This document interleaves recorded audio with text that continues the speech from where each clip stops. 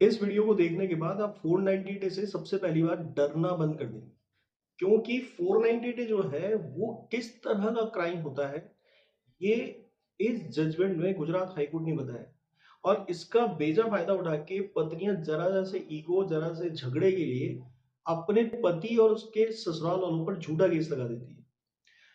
आपकी पत्नी कभी भी किसी भी रीजनिंग को अगर सेट नहीं कर पा रही या फिर एफआईआर में कुछ और कह के बाद में कुछ और कह के अपने केसेस में एज लेने की जब कोशिश करती है, तो उसका नुकसान आपको कितना हो सकता है, या फिर आपके पास कोई ऑप्शन ऐसा आ सकता है कि आप 490 डे में ज्यादा जल्दी बाहर आ सकें।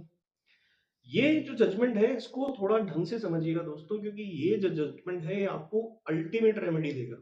क्योंकि पति और उसके घर वालों पर अक्सर इस तरह के झूठे एलिगेशंस लगाने का एक चलन सा आ गया, ट्रेंड आ गया, फैशन आ गया। और ये जो फैशन है वो इसलिए ज्यादा प्रबल हो रहा है क्योंकि ट्रायल कोर्ट्स की कहीं ना कहीं इसके अंदर लचरता है।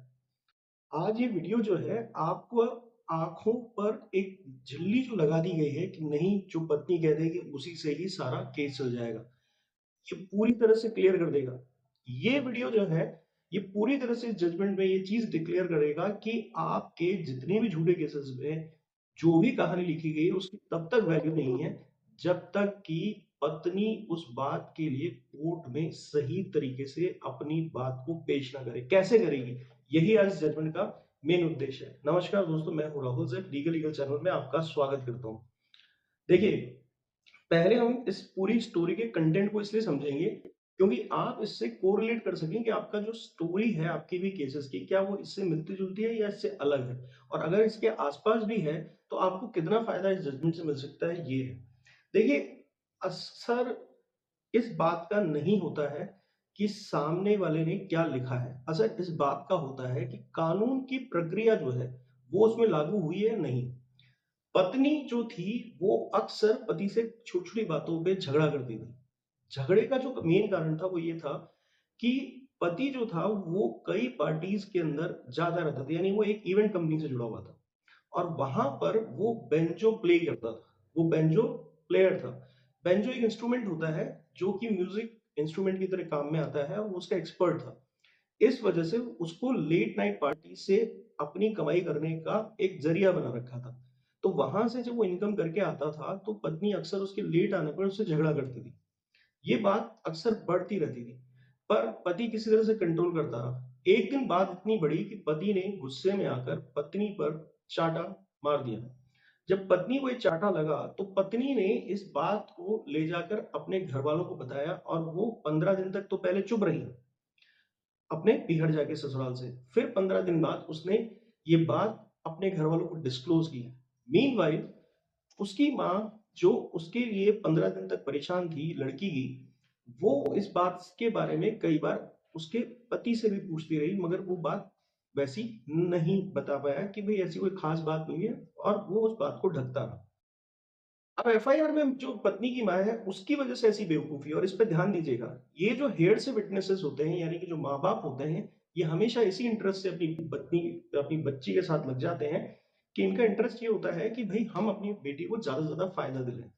यहां ही कोर्ट ने ये ऑब्जर्वेशन किया कि अक्सर इस तरह के झूठे 490 डे के केसेस में ये ही सारे ड्रामे चलते हैं। देखिए, सबसे इंपॉर्टेंट बात यह है कि वहां जाके बड़ा चढ़ा के पत्नी की जो माँ थी उसने साफ लिख दिया कि साहब, मेरे दामाद ने मेरी बेटी को मार दिया था और 15 दिन तक हमें इसकी खबर भी नहीं मिली, यानी सीधे ही उसको मौत के घाट जाने वाली बात कर दी। जबकि पत्नी जो है वो पीहर में सलामत बैठी थी, और इतने झूठे बात एफआईआर में लिखवा दी। सबसे शर्म की बात यह थी कि पुलिस ने इस बात पे विश्वास कर लिया और इस पे इन्वेस्टिगेशन नहीं किया। तो यहाँ दो बातें आती हैं, एक इन्वेस्टिगेशन का फेलियर, और दूसरी बात कि इतनी दबंगाई आ गई है झूठे केस लगाने वाली महिलाओं के अंदर कि वो कुछ भी लिखकर बच के निकलना चाह रही है।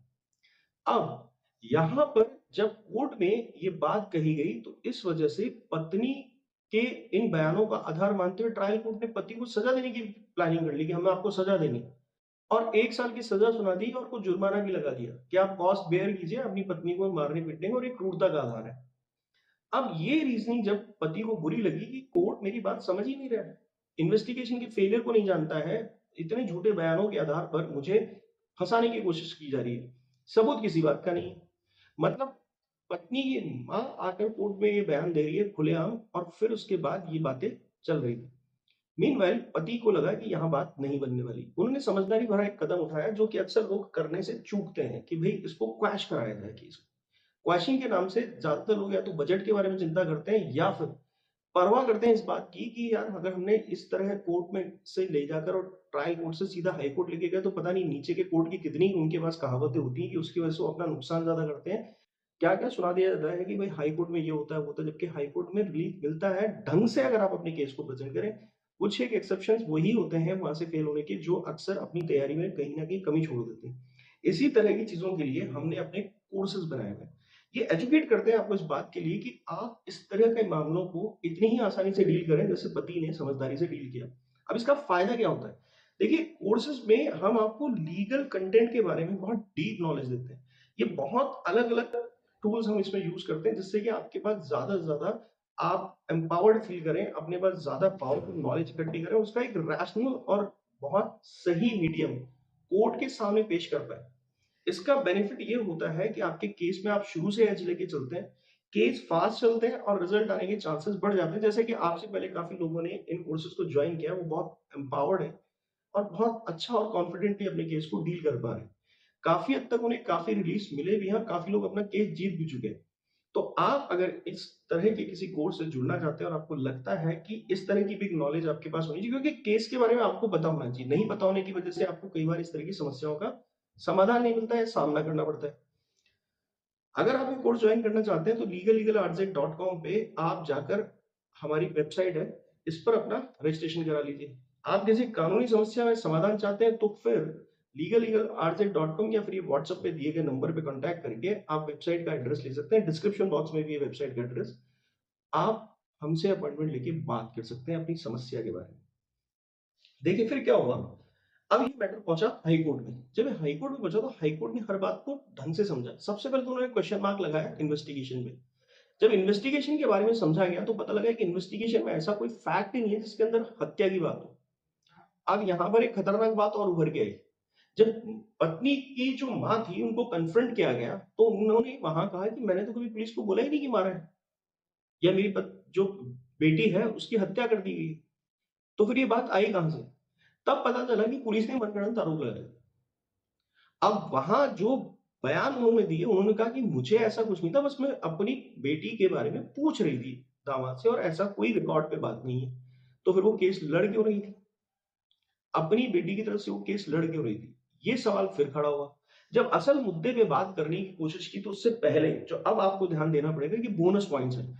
सबसे पहली बात तो कोर्ट ने ये चीज़ ऑब्जर्व की कि हत्या का जो मामला है, उसको इतनी आसानी से कैसे रजिस्टर कर लिया। दूसरी सबसे इंपॉर्टेंट चीज़ ये है कि कहानियाँ बनाने की तो बहुत खतरनाक तरीके से की थी, पर उनके अंदर रेगुलर कोई ऑफेंस नहीं दिख रहा था। बस एक दिन सब कुछ हुआ और फिर वो उन्होंने कह दिया कि दहेज की ये हत्या का या फिर दहेज की क्रूरता का ये केस है। अब कोर्ट ने जो सबसे पहली बार नोटिस की कि बातें बहुत बढ़ा-चढ़ा के ज़रूर कही गई हैं, पर वहाँ पर किसी तरह के लिए डिमांड नहीं थी। जब डिमांड ही नहीं है, तो क्रूरता कैसे हो गई 490 की? इस बात को आपको समझना पड़ेगा। अक्सर लोग नहीं समझते। असल में अब जो बीएनएसएस में कानून आया है, उसमें आपको पता भी चल गया होगा कि इसको 2 हिस्सों में बाँट दिया गया है। पहले 490 डे था, अब 2 हिस्सों में इसको बाँट दिया गया है, 84, 85। ये जो है, इसके अंदर अब निकल के आती है आपकी बात कि एक जो है वो क्रूरता को डिफाइन करता है और दूसरा क्रूरता किस चीज के लिए की गई है उसके लिए डिफाइन करता है, यानी डिमांड के लिए की गई क्रूरता है।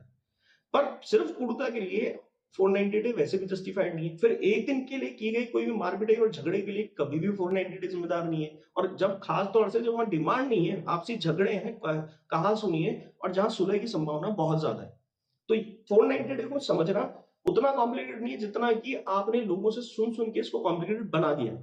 अब इंपॉर्टेंट बात सुनिए, आप लोगों के केस में भी ऐसा नहीं होगा कि यहां पर कोर्ट को फाइनल रेमेडी मानना सबसे बड़ी गलती है, और आप भी इस मामले में मुद्दा नहीं उठाते हैं कभी भी अपने केस में। तो इस बात को नोट करके जाइएगा कि आपकी पत्नी कोर्ट सीधा क्यों गई, ये सवाल खड़ा होता है। माँ बाप ने लड़की के अपनी बेटी का घर बसाने के लिए कोई पंचों की मीटिंग क्यों नहीं बैठे, उनको साथ बैठकर समझौता कराने की कोशिश क्यों नहीं की? यानी कि 490 डे तब सफरिंग पे आता है जब आप कोई कम से कम मीडिएशन से कोर्ट के अंदर आए और आपके बीच में सुलह समझौता नहीं हो रहा है, लड़के वालों की डिमांड वही बनी हुई है, वो क्रूरता की बात पर भी पीछे नहीं हट रहे हैं, यानी किसी बात का आपका एग्रीमेंट नहीं हो रहा है। क्या आपने लड़के वालों को समझाने की कोशिश की कि ऐसी मार पिटाई नहीं होनी चाहिए? क्या आपने समझाने की ऐसी कोशिश की कि ये घर वापस बचना चाहिए? क्योंकि देखिए, कभी कभी क्या होता है कि यहाँ पर कोर्ट को हम्बल इसलिए होना होता है कि हाँ, माना पतियों के लिए ही ये कानून उनके खिलाफ है एक तरीके से, पर इतना खिलाफ नहीं है कि जिसने कुछ नहीं किया उसके खिलाफ हो जाएगा।